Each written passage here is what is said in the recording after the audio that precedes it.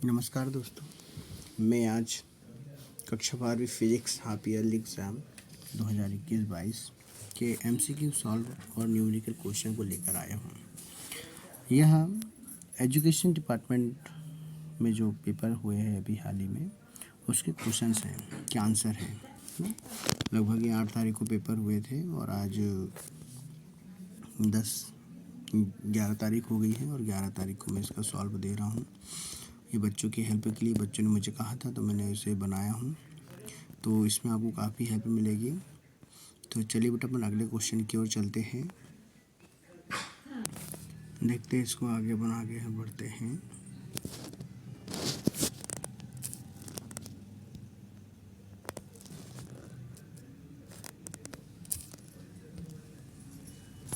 चलिए देखेंगे बेटा अपन आगे।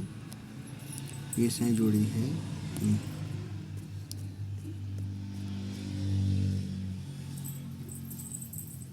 पहला प्रश्न हमारे पास में आता है, एक मिनट, ये थोड़ा ब्लर हो रहा है, थोड़ा समय लग रहा है। चलिए अब आ गया।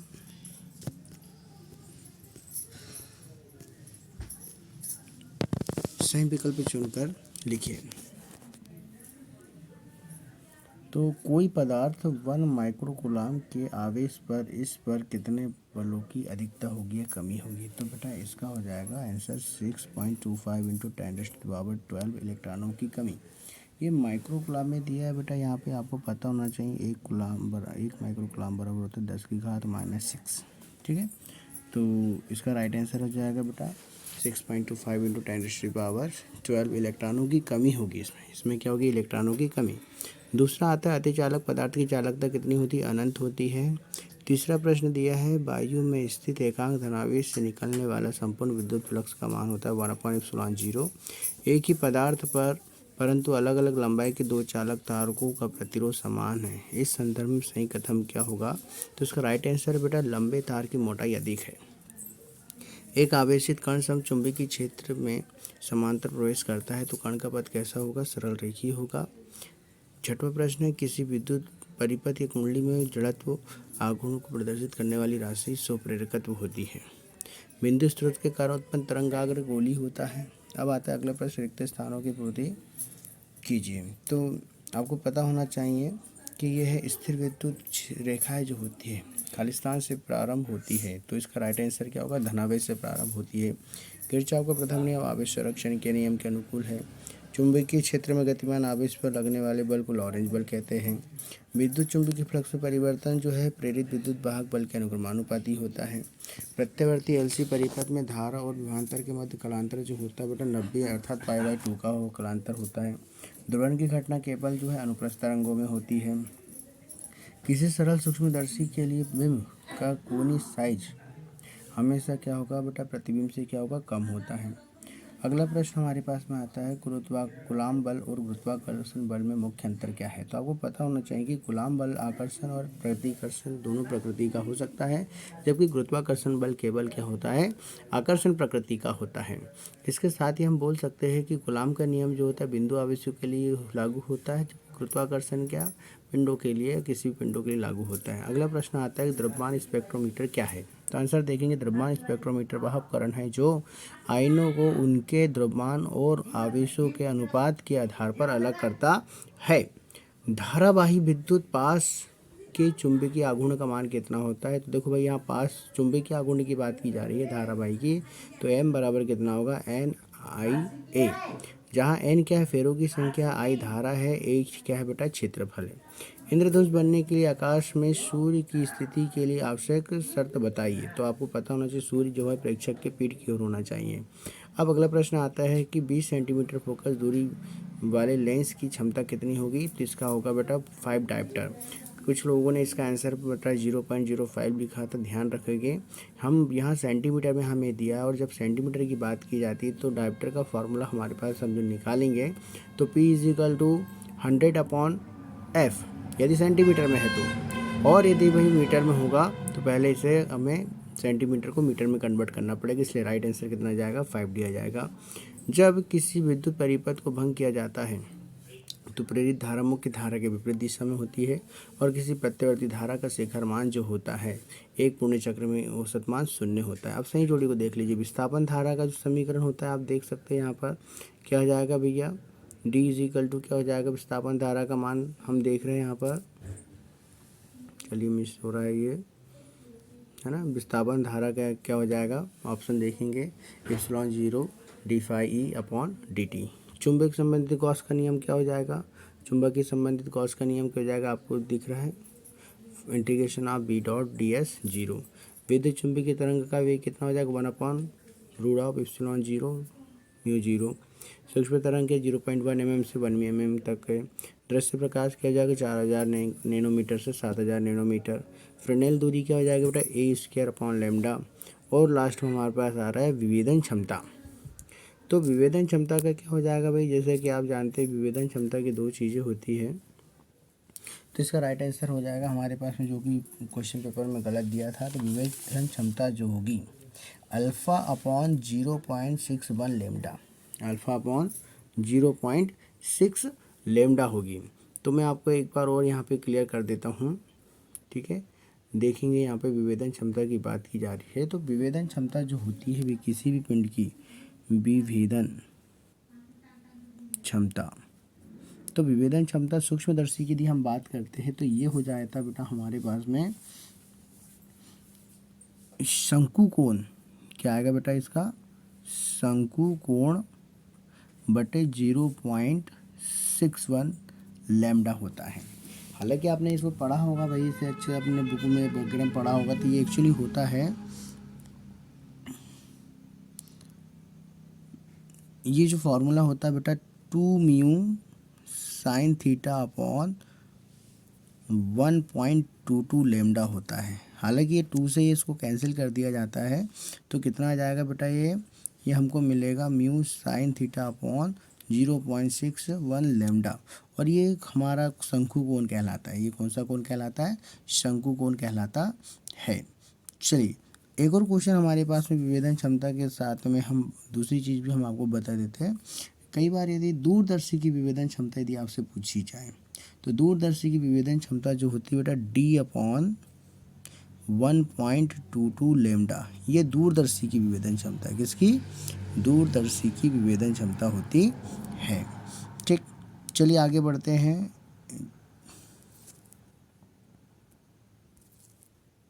चलिए एक और क्वेश्चन आपको यहाँ पर आया था कि यदि हमारे पास फोकस दूरी f का मान कितना दिया है, +20 सेंटीमीटर में दिया है ना। प्रश्न क्रमांक 3 का 5वां है।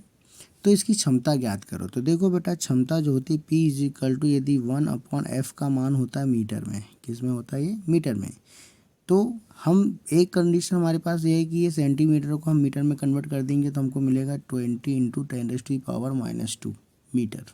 ठीक, या तो फिर हम दूसरा फार्मूला हमारे पास में इसमें लगता है कि P is equal to 100/f centimetre में होता है। तो यहाँ सेंटीमीटर का मान 20 रखेंगे, इससे कैंसिल करेंगे तो हमारा आंसर कितना जाएगा, 5D, जो कि आपको बताया गया है। ठीक है, क्या आएगा, 5D। क्लियर। चलिए और हम आगे बात करते हैं बेटा, और कुछ इसमें जो डाउट था हमारे पास में उसको क्लियर कर दिया गया है। ठीक, चलिए अगला प्रश्न हम आगे की ओर बढ़ते हैं, जो कि सिलेक्टेड प्रश्न है। जैसे कि प्रश्न क्रमांक 5 आप देखोगे विद्युत क्षेत्र रेखाओं के 2 गुण लिखिए, विद्युत आवेश के 2 गुण लिखिए, जो कि बहुत आसान प्रश्न है। आगे है, किसी कार को स्टार्ट करने पर उसकी हेडलाइट कुछ बंद हो जाती है, तो उसका कारण आपको पता होना चाहिए। जिसके लिए हम इस फॉर्मूले का उपयोग करते हैं, देख सकते हो आप, वो होता है V is equal to E minus IR। तो यहाँ पे क्या होता है बेटा, जब हम गाड़ी को स्टार्ट करते हैं तो हमें ज़्यादा धारा की आवश्यकता पड़ती है। जब धारा का मान अधिक हो जाता है तो बैटरी के सिरों के मध्य विभवांतर कम हो जाता है, जिसके कारण लाइट क्या होती है, हेडलाइट्स को मंद हो जाती है। इसी प्रकार क्या होता है, जब उच्च धारा या हीटर को हम स्टार्ट करते हैं या बिल्डिंग करते हैं तो कुछ बल्ब जो है मंद पड़ जाती है, उसका कारण भी यही होता है। प्रश्न क्रमांक 7वां यहाँ पे दिया हुआ है कि 3 ओम के 3 प्रतिरोध पार्श्वक्रम का मतलब होता है श्रेणी क्रम में लगाया गया है। कौन से क्रम में लगाया गया बेटा, श्रेणी क्रम में लगाया गया है। तो तुल्य प्रतिरोध का मान कितना होता है। तो जैसा कि आप जानते हैं बेटा, तुल्य प्रतिरोध यदि हम श्रेणी क्रम की बात करें तो फॉर्मूला हमारे पास होता है 1/R1, R is equal to होता है 1/R1 plus 1/R2 plus 1/R3। ठीक, तो जैसे हम इस पर बात करेंगे, मान रखेंगे 3 तो क्या हो जाएगा, इसका आंसर कितना आएगा, 1 आएगा। ठीक, अगला प्रश्न हमारे पास में 7वां है, मैं आगे आपको सॉल्व करके दिखाऊंगा ब्लैंक जगह पर। इसके लिए फार्मूला आप देख सकते हो यहाँ पर कि क्या बोल रहा है कि बेटा किसी कार की संचायक बैटरी का विद्युत वाहक बल क्या है, 12 वोल्ट दिया है। यदि इसका आंतरिक प्रतिरोध 0.5 दिया है, ठीक है, तो बैटरी से अधिकतम धारा कितनी ली जा सकती है। तो जैसा कि मैंने यहाँ पे सॉल्व किया हूँ, आप देख सकते हो। ठीक, क्या लिखा बेटा मैंने, आई बराबर यहाँ पे इप्सिलॉन 0 का मान हमारे पास में कितना दिया, 12 दिया, तो अपने लिख दिया 12 वोल्ट अपॉन। अब यहाँ पे कैपिटल आर का मान कितना, 0 दिया है। ठीक, और कितनी आंतरिक प्रतिरोध 0.5 दिया है। ये पॉइंट को हटाएंगे तो कितना हो गया बेटा, 120 हो गया। अब इसको हम कैंसिल करेंगे तो कितना जाएगा, कैंसिल करने पर भैया 2 आ गया। ठीक है, और ये बच्चा 5 आ गया, तो इसका आंसर कितना जाएगा भैया, 5। ठीक है, 25 एम्पियर की धारा ले सकते हैं। कितने एम्पियर की धारा जाएगी बेटा, इसमें 25 एम्पियर की धारा प्रवाहित होगी।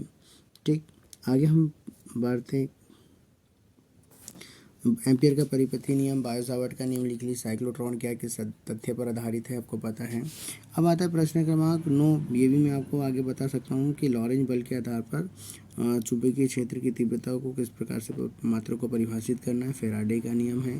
फिर लेंज का नियम आता है हमारे पास में। ठीक, आगे बढ़ते हैं। ये किसी संधारित्र पर ऐसी प्रयुक्त किया गया है। ठीक है, तो चलो मैं इसके जो भी क्वेश्चन आ रहा है मैं इसको आगे बता देता हूँ आपको। ठीक है, 15 के बाद में हम बात करते हैं। ये देखो प्रश्न क्रमांक 9। प्रश्न क्रमांक 9 ये बोलता है कि लॉरेंज बल के आधार पर चुंबकीय क्षेत्र के मात्रक को परिभाषित कीजिए, है ना। तो जैसा कि आपने प्रश्न क्रमांक 9 आपको दिखाया था मैंने, आप देख सकते हो कि प्रश्न क्रमांक 9 ये है ना। प्रश्न क्रमांक 9 का अथवा है लॉरेंज बल के आधार पर। आपको पहली बात तो ये पूरे प्रश्न जो मैं आपको बताया उसका आप स्क्रीनशॉट ले सकते हो, या आप इसको अच्छे से लिख लीजिएगा पॉज कर। ठीक है, रोक कर लिख लीजिएगा इसे, है ना। तो चलिए अपन सॉल्व करते हैं। एक समान चुंबकीय क्षेत्र में गतिमान आवेश पर लगने वाले बल को हम लॉरेंज बल कहते हैं, जिसका formula F = QVB sin theta होता है। जैसे कि मैंने बोर्ड पे बताया था आपको, B का मान हम रखेंगे गुणा का पक्षांतर भाग F/QVB sin थीटा होता है। इस सूत्र में यदि हम F का मान 1 न्यूटन रख दे, Q का मान 1 रख दे और कूलम्ब का मान क्या हो जाएगा बेटा, सॉरी V का मान क्या हो जाएगा, यहाँ बैग है 1 मीटर प्रति सेकेंड हो जाएगा।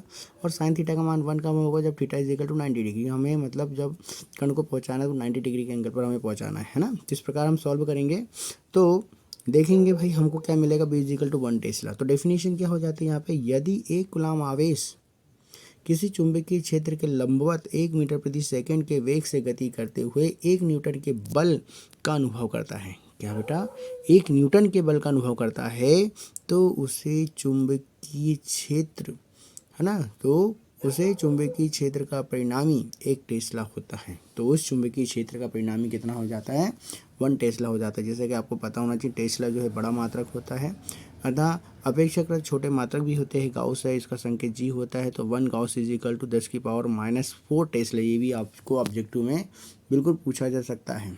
ठीक है, ये लास्ट वाला बिल्कुल आप याद कर लोगे। ओके, आया आपको समझ में बेटा।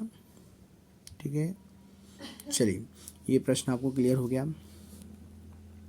कोई डाउट हो तो बिल्कुल पूछ सकते हो आप, है ना। फॉर्मूले के हिसाब से आप इसको सॉल्व कर सकते हो। चलिए आगे हम बात करते हैं, अगले प्रश्न की ओर चलते हैं। प्रश्न क्रमांक 11।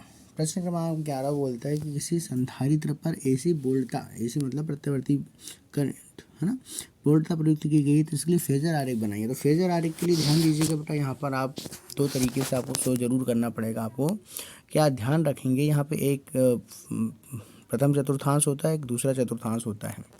ठीक है, और आप ये जानना चाहिए कि बेटा जब हमारे पास में संधारित्र की बात की जाती है, तो संधारित्र पर जब किसी परिपथ में केवल और केवल संधारित्र को प्रयुक्त किया जाता है, तो जब संधारित्र को प्रयुक्त किया जाता है, जब वोल्टेज V = V0 साइन लगा दिया जाता है, तो यहाँ पर जो हो रहा है बेटा, इसके लिए जो फेजर आरेख है वो इस प्रकार से बनेगा। हम बात करेंगे यहाँ पे VC होता है, ये क्या होता है बेटा, VC होता है, करंट होता है। तो इसमें हमेशा जो होता है करंट अग्रगामी होता है और वोल्टेज क्या होता है बेटा, पश्चगामी होता है। तो हम देखेंगे एक्स अक्ष है और ये हमारा कौन सा बेटा, वाई अक्ष है। तो यहाँ पर देखेंगे ये पहला चतुर्थांश है, ये दूसरा चतुर्थांश है। तो दूसरा चतुर्थांश में पहले धारा होगी, तो धारा यहाँ पे अग्रगामी है, जो कि वोल्टेज के साथ क्या हो रहा है बेटा, 1/2 का कालांतर शो कर रहा है। तो इस पे आपको अब फेजर आरेख बनाना है, तो आपको इस पहले ये बनाना था, उसके साथ में आपको ये वाला बनाओगे तो कॉपी चेक करने वाले को ज़्यादा, या ये नहीं तो ये दोनों में से कोई एक बना सकते हो, मतलब आपको 2 चित्र इसमें से बनाना है। तो ये दोनों चीज़ क्लियर हो जाएगी आपको, ठीक है। चलिए आगे बढ़ते हैं। दूसरा इसी का अथवा प्रश्न था कि कुंडली के लिए, तो कुंडली में आपको पता होना चाहिए बेटा, प्रेरकत्व में वोल्टेज अग्रगामी होता है और धारा क्या होती है बेटा, पश्चगामी होती है। तो अब यहाँ पे देखो बेटा, अगले जो पहला नंबर का जो चतुर्थांश हो रहा है, यहाँ पे पहले वोल्टेज को दिखाया गया है और उसके नीचे वाले में किसको दिखाया गया है बेटा, धारा को दिखाया गया है। इसका मतलब ये होता है कि यहाँ पर जो हो रहा है इनके बीच में π/2 का कालांतर हो रहा है। आप देख सकते हैं, देखो π/2 का है, यहाँ वोल्टेज अग्रगामी है और धारा क्या बेटा, पश्चिगामी है। तो यहाँ पे VL लेना है आपको, फुट में क्या लेना है बेटा, यहाँ पे VL, V की जगह आप क्या ले सकते हैं, VL ले सकते हो। ये दोनों चीज़ को आपको बताना पड़ेगा, ठीक है। चलिए आगे प्रश्न की ओर हम चलते हैं कि एक सवाल है प्रश्न क्रमांक 13, ये भी पूछा गया है कि ताप बढ़ाने पर किसी पदार्थ की प्रतिरोधकता पर क्या प्रभाव पड़ता है। तो आपको पता होना चाहिए कि जब हम ताप को बढ़ाते हैं बेटा, तो ताप वृद्धि के साथ में जो चालक होता है, कंडक्टर यानी क्या होता है बेटा, चालक होता है। चालक का प्रतिरोध बढ़ जाता है। चालक का क्या होता है बेटा, प्रतिरोध क्या हो जाता है, बढ़ जाता है। क्योंकि तापमान बढ़ने पर मुक्त इलेक्ट्रॉनों का थर्मल वेग यानी क्या होता है बेटा, तापीय वेग बढ़ जाता है। इसके परिणाम स्वरूप मुक्त इलेक्ट्रॉनों के बीच का जो टकराव की संख्या में क्या होती है बेटा, वृद्धि होती है, ठीक है। अतः ताप बढ़ाने पर किसी पदार्थ की प्रतिरोधकता क्या हो जाती है, बढ़ जाती है, ठीक है। अब ये आपको समझ में आया बेटा, ठीक। अब इसके साथ ही हम अगले प्रश्न की ओर यदि हम चलते हैं, जैसे प्रश्न क्रमांक 14 की बात करते हैं, है ना। तो चलो हम प्रश्न क्रमांक 14 आपको क्लियर करते हैं। यहाँ पे प्रश्न क्रमांक 14 क्या बोल रहा है आपको, पहले तो आप ये देखेंगे कि प्रश्न क्रमांक 14 क्या बोल रहे हैं कि 8 वोल्ट वाले विद्युत वाहक बल की एक संचायक बैटरी जिसका आंतरिक प्रतिरोध जो हो रहा है, आंतरिक प्रतिरोध कितना है बेटा, 0.5 दिया है, को श्रेणी क्रम में 15.5 ओम के प्रतिरोधक का उपयोग करके 120 वोल्ट के डीसी स्रोत को द्वारा चार्ज किया जाता है। तो चार्ज के समय टर्मिनल वोल्टता कितनी होती है। तो इसके लिए भाई सबसे पहले तो हमको पता होना चाहिए, ई का मान हमको दिया है, किसका मान दिया है, ई का मान दिया हमको 8 वोल्ट दिया है। स्मॉल आर का मान हमको कितना दिया बेटा, 0.5 दिया है, ठीक। और वी का मान कितना दिया भाई हमको, यहाँ दिया 120 वोल्ट दिया हुआ है। तो सबसे पहले हम क्या काम करेंगे, यहाँ पे हम वीडेज निकालेंगे। क्या निकालेंगे बेटा, वीडेज बराबर हमारे पास में हो जाएगा 120 माइनस 8 वोल्ट। तो देखेंगे हमको क्या मिलेगा, 112 वोल्ट। बिल्कुल आप नोट करते हुए चलेंगे, क्या मिल गया हमको बेटा, 112 वोल्ट। तो यहाँ पे आई बराबर क्या निकल जाएगा, धारा का मान वी डेज बटे आर प्लस स्मॉल आर, आंतरिक प्रतिरोध। इसको यदि हम सॉल्व करते हैं, वैल्यू पुट अप करने के बाद में इसको हम सॉल्व करते हैं, तो क्या मिलेगा भाई हमें, वी डेज के स्थान पे 112 बटे आर का मान है 15.5 प्लस वी का मान है 0.5। यदि हम इसको सॉल्व करते हैं आगे इसके बाद में, तो आई बराबर हमको क्या मिलेगा, 112 बटे ये दोनों जुड़ जाएगा तो कितने जाएगा, 16 आ जाएगा। जब इसको सॉल्व करेंगे तो 16 7 जा 112, मतलब 7 एम्पियर आ गया। यहाँ पे हम देखेंगे बेटा, यहाँ पे आर का मान हमारे पास में कितना आ गया, 7 एम्पियर आ गया है, ठीक। चलो इतना तो नोट कर लीजिए आप। अगली स्टेप में हम बात करते हैं, 7 एम्पियर जैसे ही आ जाता है तो हम यहाँ पे वोल्टेज निकालेंगे। क्या निकालेंगे बेटा, प्रतिरोध के सिरों के मध्य वोल्टेज हमारे पास में कितना हो जाता है। तो चलिए वोल्टेज का मान हम निकालते हैं अगली स्टेप में। चलिए तो वोल्टेज का मान कितना हो जाएगा बेटा अपने पास में, चलो देखो वोल्टेज का मान क्या हो जाएगा, वी आर बराबर आई इंटू कैपिटल आर। तो यहाँ पे देखो आई का मान कितना, 7 अभी निकाला, और आर का मान कितना 15.5। तो सॉल्व करेंगे तो कितना आ गया, 108.5 5 वोल्ट। अब हमको निकालना टर्मिनल विभवांतर निकालना है। क्या निकालना है? टर्मिनल विभवांतर। तो टर्मिनल विभवांतर वी बराबर हो जाएगा 120 माइनस 108.5। तो इसको सॉल्व करने पर क्या निकलेगा? 11.5 वोल्ट। तो ये हमारा राइट आंसर है। ठीक है, तो टर्मिनल विभवांतर का मान कितना हो जाएगा बेटा? 11.5 वोल्ट। क्लियर आपको? चलिए फिर हम आगे, अगला प्रश्न हमारे पास में आता है इसका अथवा वाला, 14 का अथवा। क्या बात करते हैं हम? 14 के अथवा की बात करते हैं। प्रश्न क्रमांक 14 देख सकते हो आप यहाँ पे। प्रश्न क्रमांक 14 का अथवा और वाला। अब ये प्रश्न क्रमांक क्या बोलता है कि 10 वोल्ट वाला। क्या बोल रहा है बेटा? 10 वोल्ट। तो यहाँ पर हमारे पास में जो विद्युत भाग बल का मान दिया है, विद्युत भाग बल का मान कितना दिया? 10 वोल्ट दिया है। दूसरा दिया 3 ओम का आंतरिक प्रतिरोध, स्मॉल आर का मान कितना दिया? 3 ओम दिया है बेटा आपके पास। फिर वाली बैटरी के संयोज करने पर कितनी धारा प्रवाहित की जा रही है? आई का मान कितना दिया है और भाई 0.5 एम्पियर आपको दिया है, 0.5 एम्पियर दिया है। तो फार्मूला हमारे पास में आप सबको पता होना चाहिए। क्या फार्मूला यूज़ करेंगे भाई? हम यहाँ देख सकते हैं, हम इसको फार्मूला यहाँ यूज़ कर देते हैं आपके सामने। तो फार्मूला होता है बेटा आई बराबर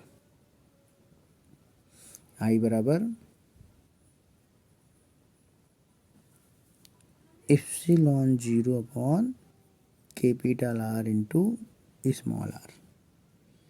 अब यहाँ आई का मान कितना दिया रे भाई? अब यहाँ पे आई का मान वैल्यू पुटअप कर सकते हो आप। तो आई का मान कितना दिया? 0.5 हो गया, बराबर एप्सिलॉन 0, सॉरी ई का मान कितना दिया? 10, और ये हो जाएगा 3 प्लस आर। आगे सॉल्व करेंगे इसको तो कितना मिलेगा भाई? अगले स्टेप में हमको यहाँ पर मिलेगा 3 प्लस आर बराबर 20। तो आर बराबर कितना आ गया भैया? 20 माइनस 3। ठीक, तो 20 माइनस 3 करेंगे तो यहाँ हम इसको लिख सकते हैं। तो आर बराबर कितना आ गया अपने पास में? 17 ओम। आर का मान कितना निकल गया? 17। जैसे आर का मान हमारे पास में 17 निकला तो हम देखेंगे यहाँ पर टर्मिनल विभवांतर हमें फिर इसमें निकालना पड़ेगा। तो टर्मिनल विभवांतर के लिए फॉर्मूला हमारे पास में आता है भैया वी ए बी बराबर आई इंटू आर। तो अभी आपको पता होना चाहिए आई का मान कितना? 0.5 इंटू आर का मान कितना बेटा? 17। तो सॉल्व करेंगे तो 17 5 जा कितना हो जाएगा अपने पास में? 85, और पॉइंट लगा दिया जाएगा तो 85 पॉइंट वोल्ट। ठीक है, मतलब 8.5 वोल्ट हमारा आंसर आ गया। इतना समझ में आया आपको? ठीक है, अच्छा। प्रश्न क्रमांक हम इसकी बात कर सकते हैं बेटा, यदि हम बात कर सकते हैं यहाँ पे प्रश्न क्रमांक 13 की। 13 का और भी मैं आपको बता देता हूँ कि प्रश्न क्रमांक जो 13 है, प्रश्न क्रमांक 13 जो हमारे पास में आ रहा है उसका और यदि हम करना चाहें तो ये बोलता है कि किसी सेल का आंतरिक प्रतिरोध, टर्मिनल वोल्टता और विद्युत धारा में संबंध। तो हमको बेटा V बराबर E माइनस आई आर ये प्रूफ करना है ना।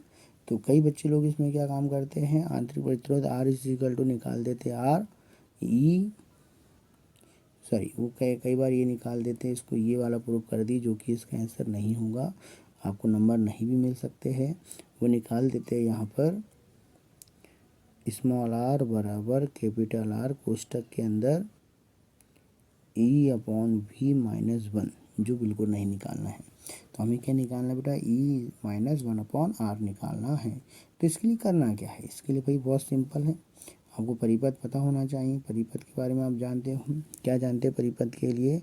कि माना हमारे पास में एक आंतरिक प्रतिरोध इस प्रकार से है और बाहरी प्रतिरोध के साथ इसको क्या कर दिया? कैपिटल आर, स्मॉल आर और ये कैपिटल ई के साथ जोड़ दिया गया है। तो भाई इसके में हम बात करेंगे यहाँ पे करंट परिपथ में बहने वाली धारा की बात करें तो आई बराबर कितना होता है बेटा? Capital E upon capital R plus small R. ठीक, यहाँ त्रियक गुना करेंगे तो हमको क्या मिलेगा बेटा? ई बराबर I capital R plus I small R. Ohm के नियम से। तो ओम का नियम आपको पता होना चाहिए, वी बराबर कितना होता है बेटा, आई आर। तो ये उपरोक्त समीकरण में ई बराबर हम क्या रख सकते हैं बेटा, V plus I small R. ठीक, अब यहाँ से v को जगह पे रहने दीजिए, आई आर का ट्रांसफ़र हम इधर साइड कर देते हैं। तो जैसे ही अपन आई आर का ट्रांसफ़र करेंगे तो हमको यहाँ अगली स्टेप में क्या मिलेगा, आप देख सकते हो। मैं इसको थोड़ा मिटा इरेज कर देता हूँ। ठीक, यहाँ पे हम आपको निकाल के दिखाते हैं आई आर का मान कितना हो जाएगा। देखो समीकरण 1 और ये, ठीक, समीकरण 1 और ये समीकरण 2। समीकरण 1 में v बराबर आई आर हमने सब रख दिया है। तो क्या मिलेगा भैया, e बराबर हमको अगली स्टेप में मिलेगा, हमको e बराबर, ठीक, v प्लस आई आर। तो v बराबर हमको क्या मिल जाएगा, e माइनस आई आर। इसे प्रूव करना था। ये हमारा प्रश्न क्रमांक 13 का और है। ठीक, चलिए आगे बढ़ते हैं हम अगले प्रश्न की ओर। इसको एंड कर देते, थोड़ा वीडियो लंबा होगा, सो होगा, कोई दिक्कत नहीं है, बाकी प्रश्न आपसे बन जाएंगे। अगला प्रश्न हमारे पास में आता है कि प्रश्न क्रमांक 16, प्रश्न क्रमांक 16 का और है। प्रश्न क्रमांक 16 हम पढ़ देते हैं कि किसी संयुक्त सूक्ष्मदर्शी के लिए अभिदृश्यक की फोकस दूरी, अभिदृश्यक की फोकस दूरी का मतलब हमको किसका मान दिया बेटा, f0 का मान कितना दिया है, f0 का मान दिया है 1 सेंटीमीटर। नेत्रिका सिर्फ फोकस दूरी मतलब FE का मान कितना दिया रे भाई, 2 सेंटीमीटर। नली की लंबाई L बराबर कितना दिया, 20 सेंटीमीटर। ठीक, अब हमको क्या काम करना है, इसमें आवर्धन क्षमता ज्ञात करना है। कब, जब अंतिम प्रतिबिंब कहाँ पर बन रहा है, अनंत पर। तो जब हमारा अंतिम प्रतिबिंब कहाँ अनंत पर बनता है तो उसके लिए फार्मूला क्या होता है भाई, स्मॉल m बराबर होता है capital L upon f0 into capital D upon FE। ये सूत्र याद रखोगे। अब यहाँ पे D क्या है, D का मान हमको पता होना चाहिए। इस पर दृष्टि की न्यूनतम दूरी 25 सेंटीमीटर होती है। अब यहाँ पर हम मान पुटअप करेंगे तो L के स्थान पर हम रखेंगे 20, f0 के स्थान पर रखेंगे 1, इंटू D के स्थान पर रखेंगे 25 और FE के स्थान पर कितना रखेंगे बेटा, 2। अब आप यहाँ देखेंगे 2 से 20 कैंसिल हो गया, कितना बचा बेटा, 10।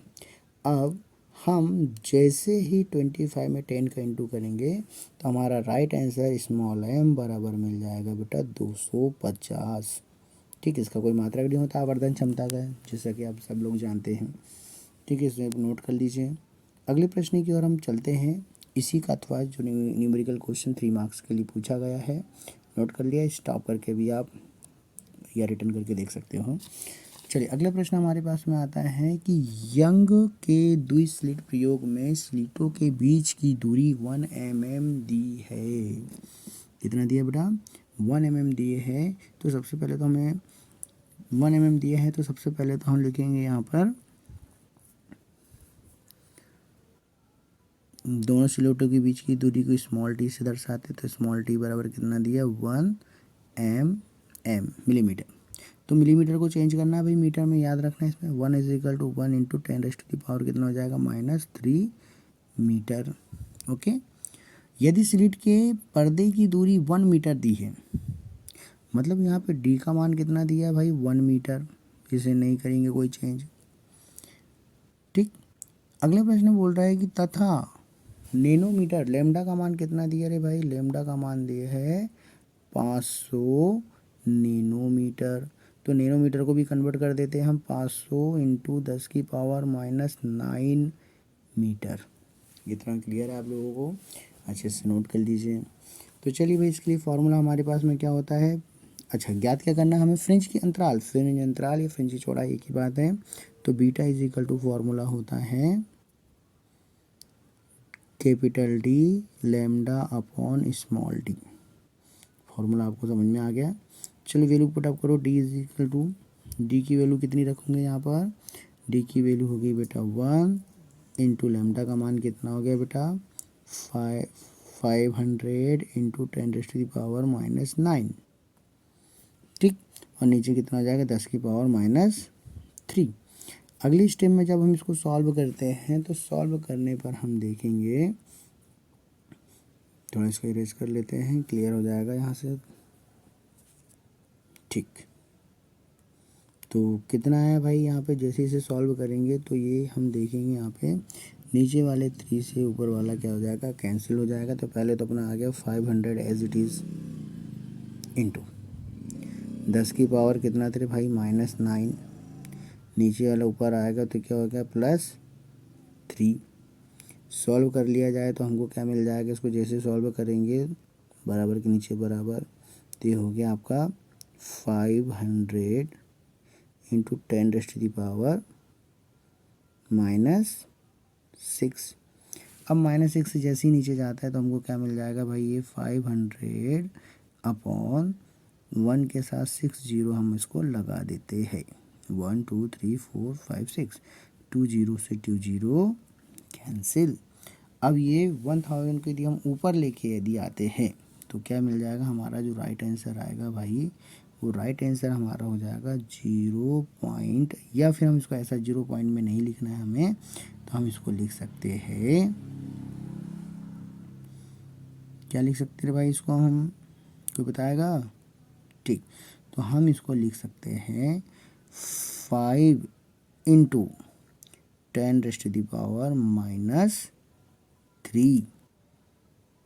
मीटर, 10⁻³ मीटर, ये भी हमारा राइट आंसर है। ठीक है बेटा, इसमें से मुझे नहीं लगता कि कोई क्वेश्चन होगा जो आपसे नहीं बनेगा, सब आसान है। फिर भी यदि कोई दिक्कत होगी तो आप मुझे बोल सकते हैं, वीडियो शायद थोड़ी ज़्यादा लंबी हो गई है। ठीक है बेटा, कोई बात नहीं, कोई डाउट हो तो आप मुझे बोल सकते हैं, है ना। Okay, thank you for watching.